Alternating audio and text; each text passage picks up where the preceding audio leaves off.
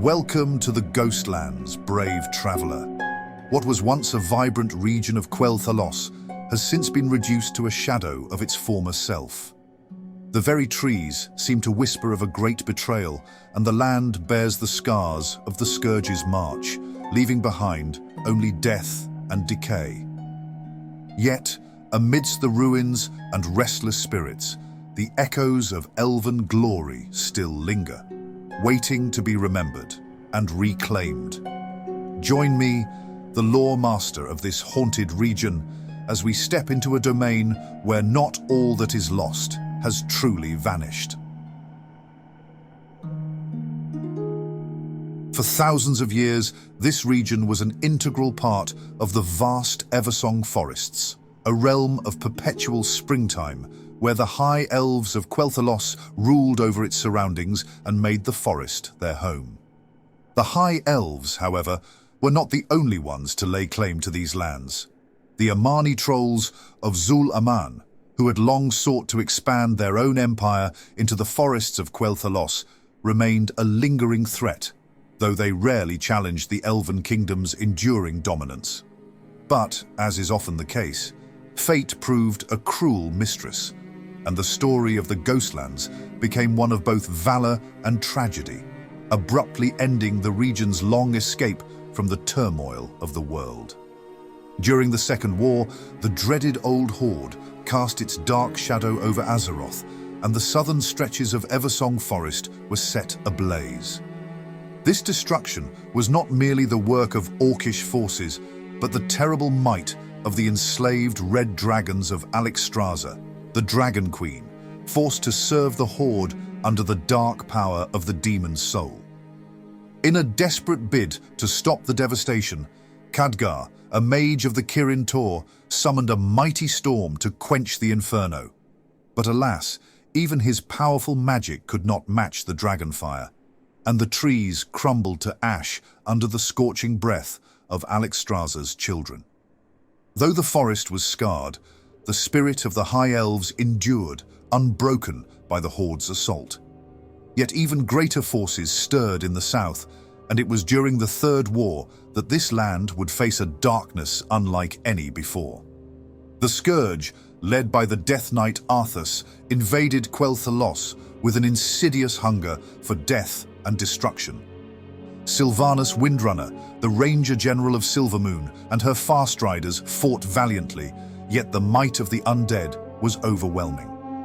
The Scourge defiled the land, razing its towns and turning fallen elves into ghastly necromantic thralls. The region, once teeming with life, became a desolate wasteland, haunted by the vengeful spirits of the slain, and thus claimed its haunting new name, the Ghostlands. In the wake of this devastation, the surviving High Elves, mourning the loss of their homeland and so many of their kin, took on a new name, Blood Elves, in honor of the fallen. Today, the Ghostlands remain a scarred and haunted land, filled with remnants of the Scourge and the lingering spirits of those who perished under the might of the soon-to-be Lich King. Resolved to reclaim what was left of their shattered kingdom, the Blood Elves allied with the Forsaken, led by Sylvanas, who had risen as the Banshee Queen. However, their efforts have not gone unnoticed. An expedition of Night Elves from their base on Shalandis Isle quietly observes the reclamation efforts, using powerful moon crystals to spy on their estranged kinsfolk. So come, let us journey through these beleaguered forests and aid the former High Elves in their efforts to reclaim their home as they face off against the undead and the lurking Amani trolls, whose ambitions have not entirely faded. As we take our first steps through the Ghostlands, following the paths that so many young Blood Elf explorers have walked before us, the weight of its history presses ever closer. In the distance, Suncrown village comes into view. Once a settlement of the High Elves, the village now lies in ruin, overrun by Nerubian crypt fiends, undead monstrosities that are part spider, part human, or so the rumors go. We'd do well to avoid their gaze for now. West of the village, a dying blood elf lies near the road, warning passers-by of the danger posed by the Nerubians and their leader, Anoxutan. This elf, sent to slay the undead arachnids, fell victim to the crypt fiend's power and urges adventurers to seek the aid of fellow explorers, for to face the creatures alone would be foolhardy. Not far to the east, located on a small island in the waters of Lake Elrondar, dwells Jaranis Whitemorn, a spirit and past resident of Suncrown village. He offers a quest to those brave enough to confront the water elemental that lurks in the depths of the lake. Back in the day, the settlement's former denizens held annual rituals, using their mastery over the elements to maintain control over nature's forces. Their dominion over the element of water was symbolized by the summoning and enslavement of an elemental named a Quel'Thalas. However, this control would ultimately lead to their undoing. A Quel'Thalas, with the unlikely help of a Murloc of all creatures, broke free of the elves' magic, turning the spellcaster's power against them. The elemental mercilessly drowned the villagers, enslaving their spirits beneath the waters of Lake Elrondar. Jaranis was killed in a Quel'Thalas's revolt, but unlike his fellow villagers, he returned as a ghost rather than a wraith. Seeking vengeance for his people, he asks adventurers to recover the ritual medallions from the bottom of the lake and summon a Quel'Thalas at the altar of tidal mastery. Only by defeating the elemental can the spirits of Suncrown village be freed from their torment. But let this serve as a reminder, there are many more lost souls here, and our journey through the Ghostlands is far from over. Let us continue. With Suncrown village now behind us, we arrive at the Farstrider Enclave, nestled along the southern shores of Lake Elrondar. This secluded outpost acts as a base for the elite Farstriders, a group of skilled rangers sworn to protect Quel'Thalas from the myriad dangers that now threaten these lands. Though isolated from much of the friendly population in the Ghostlands, the Enclave remains a beacon of resilience. Life here is one of constant vigilance. Captain Helios and his rangers patrol the surrounding area, always wary of the apparitions that haunt the lake and the ever-encroaching threats posed by the Shadowpine trolls to the east and south, dedicated to keeping these dangers at bay. The Shadowpine tribe, on the other hand, skilled in dark arts of necromancy, are said to be forcing the dead to walk amongst the living once more.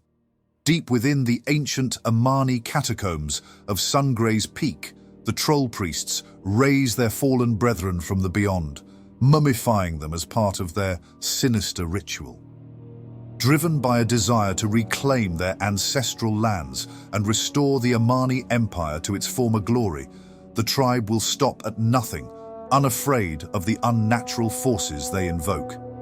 With each warrior resurrected, the forest trolls aim to expand their territory deeper into Quel'Thalas, hoping to overwhelm the dwindling Farstriders and take control of the Ghostlands once more.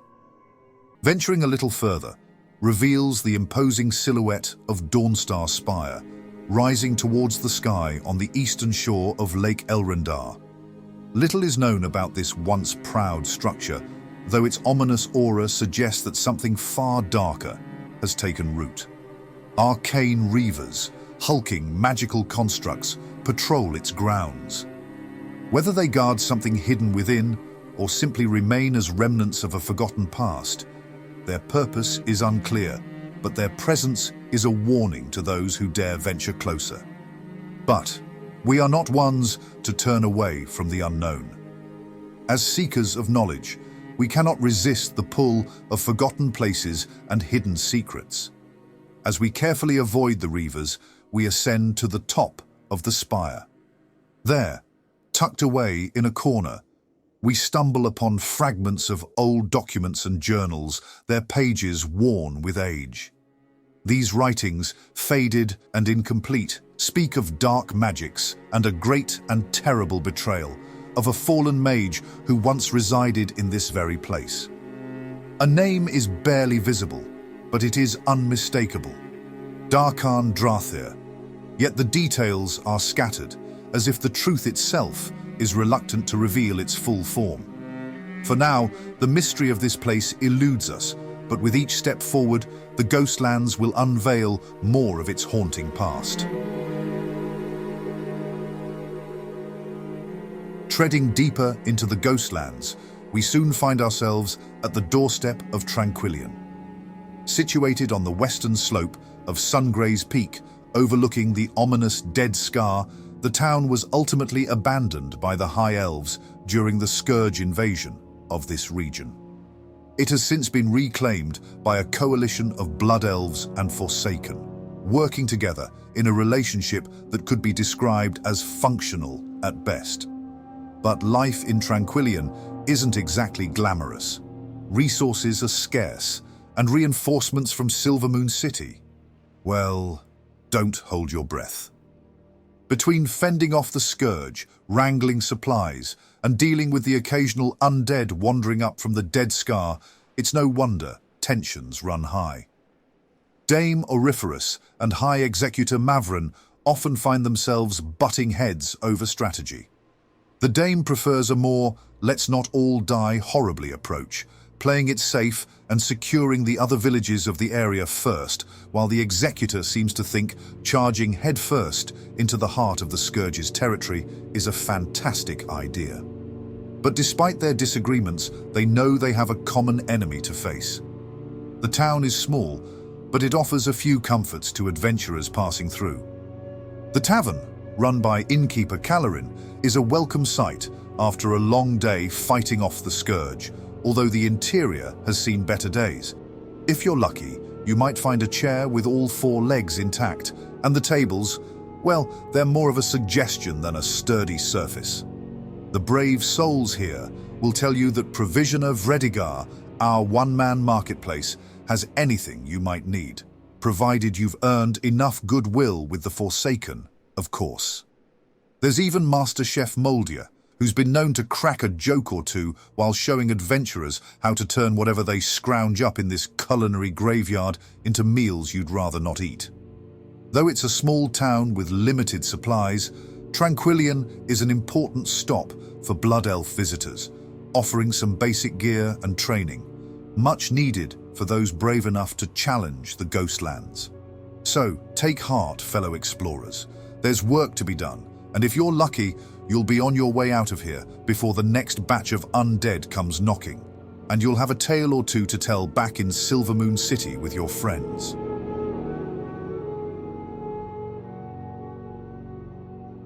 Venturing west from Tranquillien, we soon find ourselves at the very edge of the Dead Scar, a harrowing reminder of the devastation wrought by Prince Arthas and his Scourge during the Third War.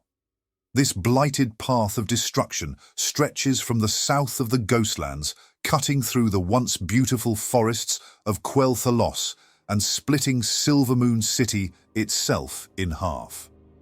The Scar's tainted soil draws the undead like moths to a flickering flame, their foul presence lingering long after the battle was fought.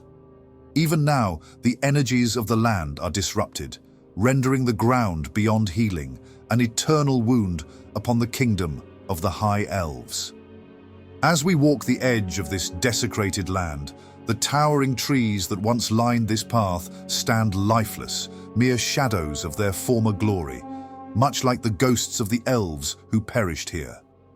The road takes us westward, leading us across the Elrondar River and toward the coast, where we come across the remnants of Goldenmist village. Like so many others, this village too fell to the relentless march of the Lich King's armies, slaying everyone in their unholy path, only to be raised once more to join the ranks of the undead. Now, the spectral forms of the Quel'Thalas haunt the village, wandering amidst the broken walls and overgrown paths. These spirits, once noble and proud inhabitants of the village, seem bound to this forsaken place, their essence twisted and corrupted by the Scourge's invasion, unable to find peace in the afterlife. For those brave enough to tread here, the challenge lies in facing the ghostly apparitions, offering them release from their torment to rejoin their kin beyond the veil. However, rumors abound that Goldenmist village harbors more than the restless dead. Warlocks are known to venture here, searching for certain arcane stones found along the Dead Scar to summon their Voidwalker servants. Yes, dark magic seems to have its grip on this place, where whispers of the void mingle with the wails of souls lost to the past. This village and the Dead Scar, somber and heavy with the weight of unspoken grief, carry the horrors left behind by the Scourge's merciless onslaught, and we'd best not linger too long. The undead of this blighted land never sleep, and there are eyes in the dark here that never close. Our journey through the Ghostlands brings us to two grand structures that were vital to the High Elves' arcane mastery. These mystical buildings once served to harness the energy of the Sunwell itself. When the armies of Arthas invaded the Isle of Quel'Thalas during the Third War, they defiled the Sunwell, using its power to resurrect the necromancer Quel'Thalas, leaving it in ruins. After the Sunwell's destruction, the Blood Elves relied on these sanctums to channel and store the arcane power that sustains their magic. The Sanctum of the Moon, located to the west of Tranquillien, lies in a state of disrepair. This proud seat of elven astromancy has fallen quiet. Its grand astrolabe, the device used to study the stars, stands motionless, its magic disrupted. Arcane energy still lingers here, but it has grown unstable, giving rise to elemental creatures like mana worms and arcane elementals who now roam freely. Across the road, we encounter the Sanctum of the Sun, still operational and a beacon of hope amidst the darkness of the Ghostlands. This sister sanctum, guarded by its dedicated magisters and the Ghostlands guardians, continues to harness the arcane energy in a controlled manner. The many celestial orbs circling above symbolize the power the Blood Elves have long sought to preserve, even as the Ghostlands succumbed to the Scourge. Here, adventurers can take on tasks from the Magisters, who are intent on using the Sanctum's power to combat the undead forces that threaten to engulf Quel'Thalas entirely. Though these Sanctums serve the same purpose, their fates have diverged. One overrun, the other still operational. And as we continue our journey through the Ghostlands, we are reminded of the delicate balance the Blood Elves must strike, not only against their enemies, but also with the very magic they depend upon. And so, as we wander further into the Ghostlands, the path leads us east toward the Amani Pass, a place steeped in ancient troll history. This, my dear companions, is the gateway to Zul'Aman, the fortress city of the Amani tribe. For many centuries, these forest trolls have harbored an intense hatred for the elves, a grudge that dates back to when their empire stretched across this region, only to be shattered by the High Elves, who had been exiled from their homeland of Kalimdor. Though the trolls' dominion over the land has long since faded, their fierce determination remains.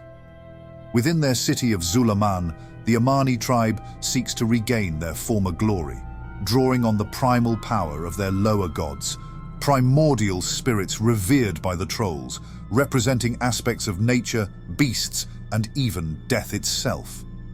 The trolls' ambitions are palpable, but for now, the gates of their city are sealed, and the dangers within are far beyond the capabilities of such young blood elf explorers as yourselves.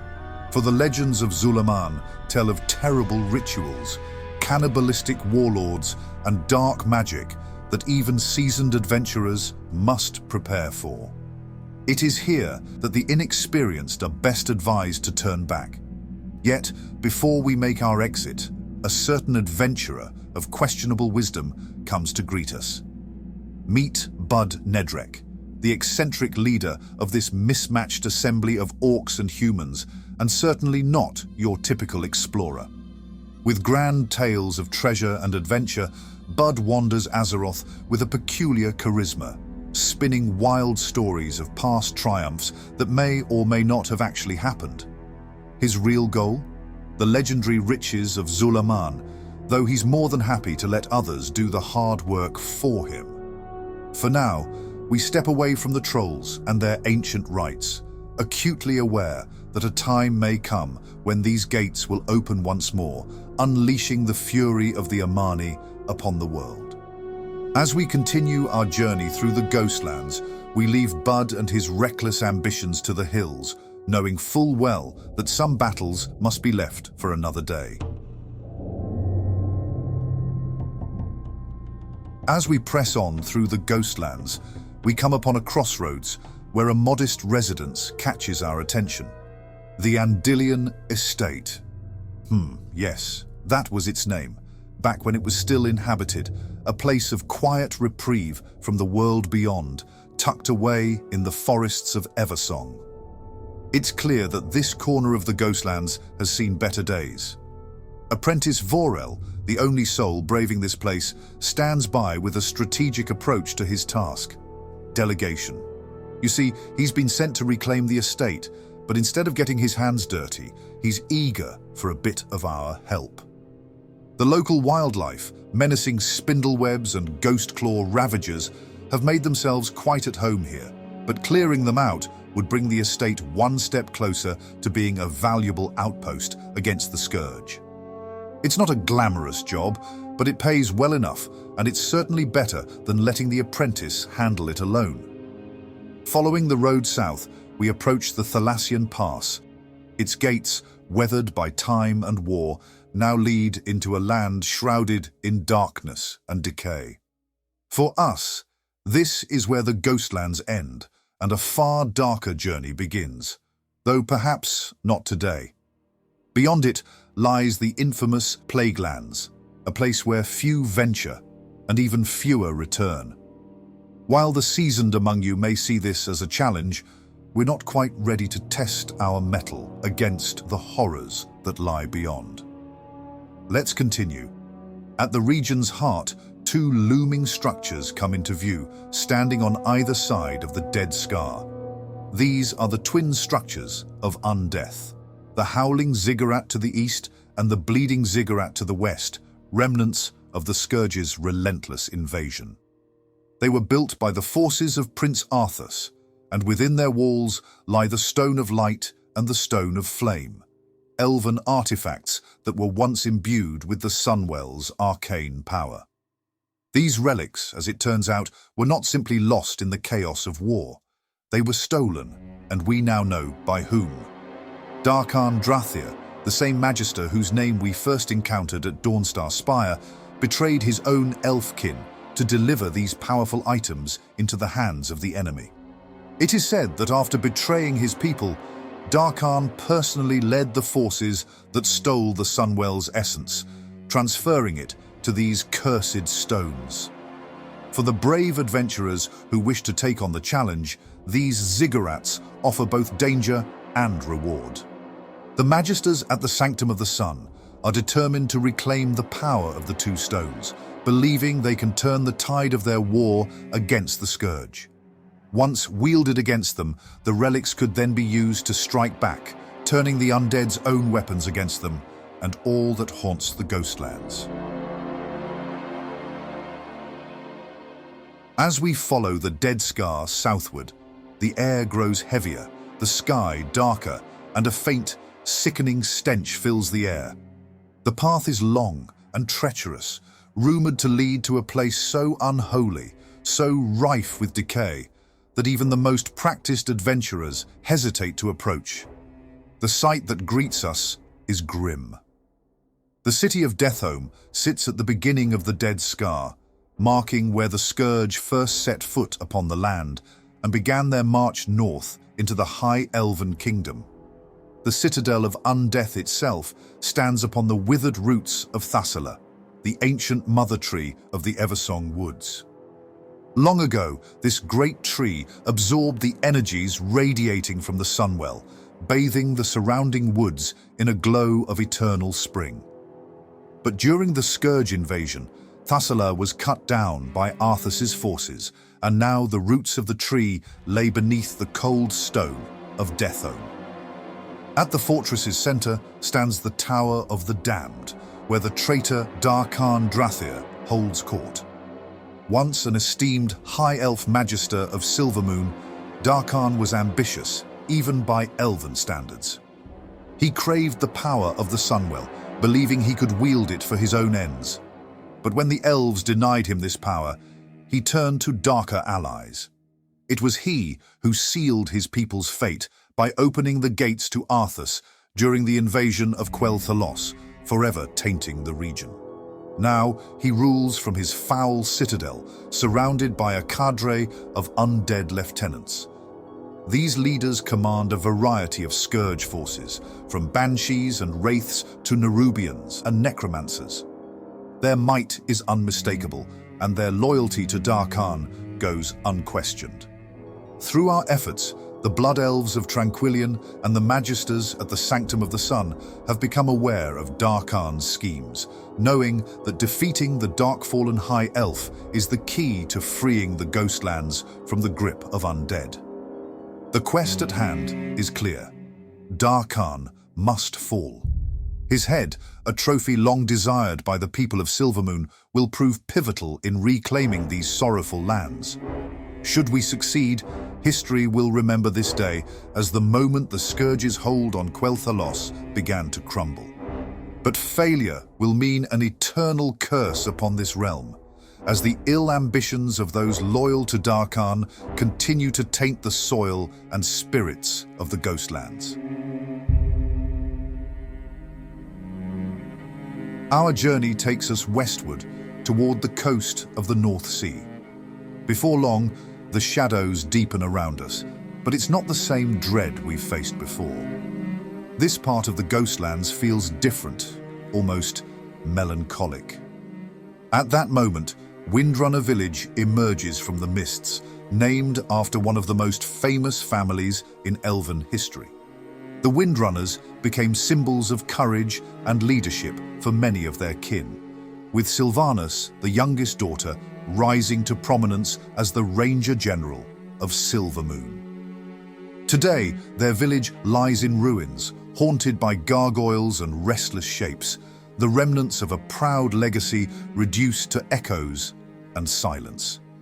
The Windrunner family endured the brutal losses of loved ones during the Orcish invasion of the Second War and later the Scourge's march through Quel'Thalas.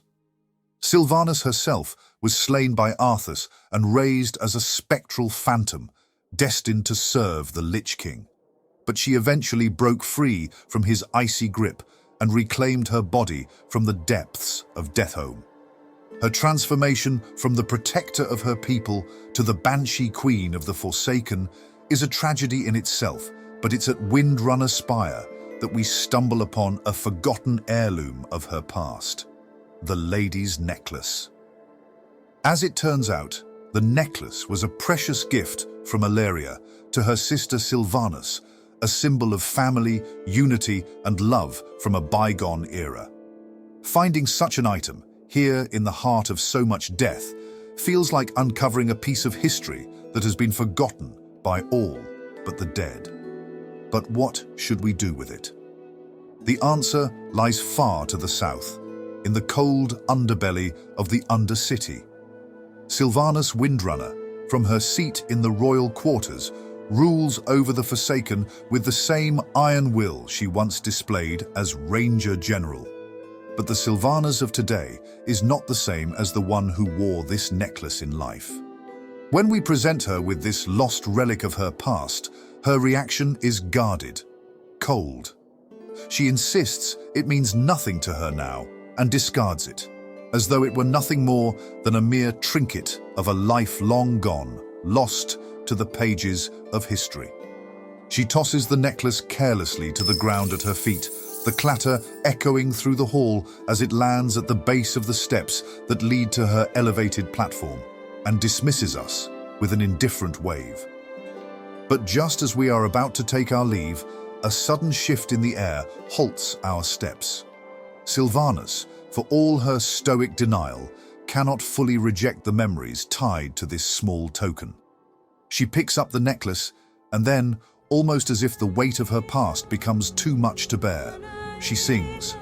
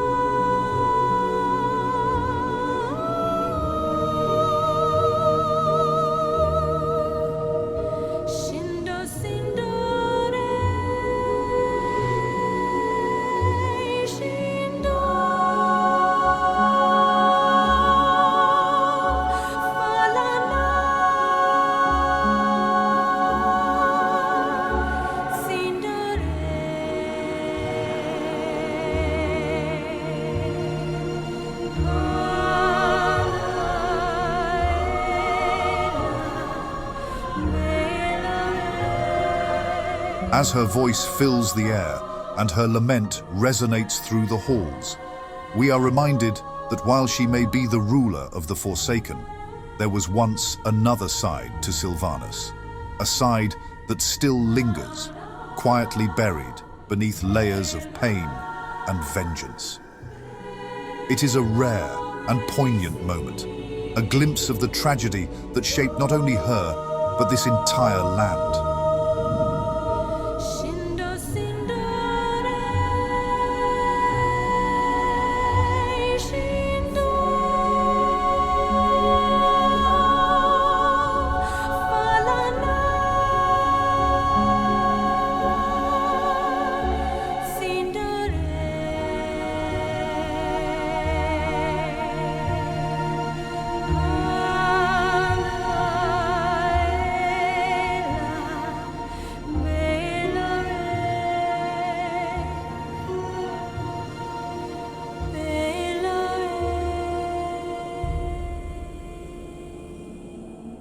The Ghostlands, once vibrant and full of life, now lie in ruin, much like Sylvanas herself.